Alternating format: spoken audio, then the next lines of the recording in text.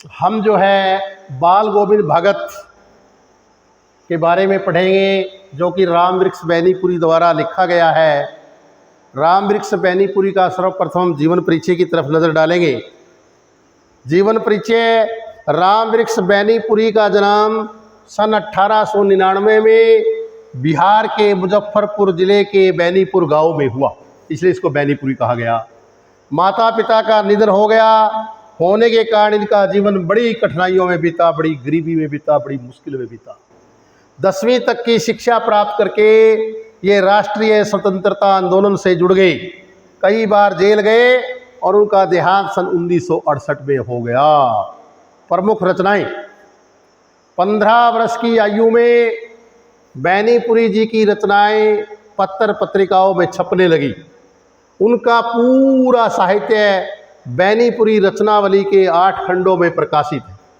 इसमें मुख्य रूप से पतितों के देश में ये उपन्यास है, चिता के फूल ये कहानी है, अम्बपाली ये नाटक है, माटी की मूर्तें रेखा चित्र है, पैरों में पंख बांधकर जंजीरें और दीवारें प्रसिद्ध है। अब इसकी जो साहित्यिक विशेषता है और इसकी जो भाषा शैली है वो तकरीबन सभी लेखकों की एक जैसी होती है। वो मोस्टली जो है स्वयं प्रकाश जी की आपने याद कर रखी है, उससे मिलती जुलती है। 1-2 लाइनें इसमें अलग मिलेगी, हम कर लें। आगे देखेंगे इसका अगला पेज निकालेंगे आप। अब हम गद्यांशों पर आधारित इस पाठ के प्रश्न उत्तर करेंगे। वह गृहस्थ थे लेकिन उनकी सब चीज़ साहब की थी।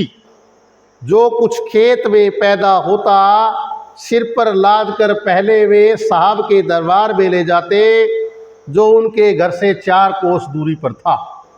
एक कबीर पंथी मठ से मतलब वह दरबार में जो भी रूप में प्रसाद रूप में रख दिया, वह दरबार में रख दिया जाकर प्रसाद रूप में जो उन्हें मिला वह उसे घर लाते और उसी से गुजार चलाते। यानी कि दरबार में जाकर के जो उनको मिलता था उसी से गुजारा करते थे।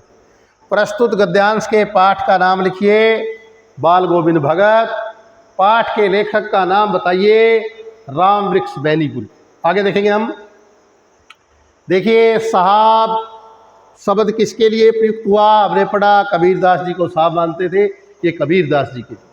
कबीर पंथी मठ बाल गोविंद भगत से कितनी दूर था? हमने पढ़ा 4 कोस दूर था। बाल गोविंद भगत की आजीविका का क्या साधन था? आजीविका का साधन था खेती। जो कुछ खेत में पैदा होता सिर पर लाद कर उसे साहब के दरबार में ले जाते, वहाँ उन्हें जो प्रसाद रूप में मिलता उसे घर लाते और उसी से गुजार करते। आगे देखेंगे हम। अब पाठ है गद्यांश नंबर 2। गाते गाते इतने मस्त हो जाते, इतने सरूर में आते, उत्तेजित हो उठते, मालूम होता अब खड़े हो जाएंगे।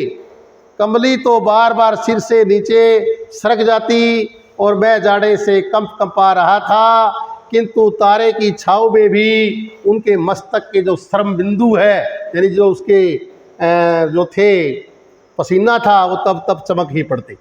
प्रस्तुत गद्यांश का लेखक कौन है? राम वृक्ष बैनीपुरी। प्रस्तुत गद्यांश किस पाठ से उद्धृत है?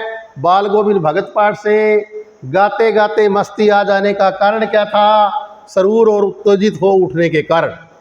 प्रश्न नंबर 4 है, लेखक को आश्चर्य किस बात पर हुआ?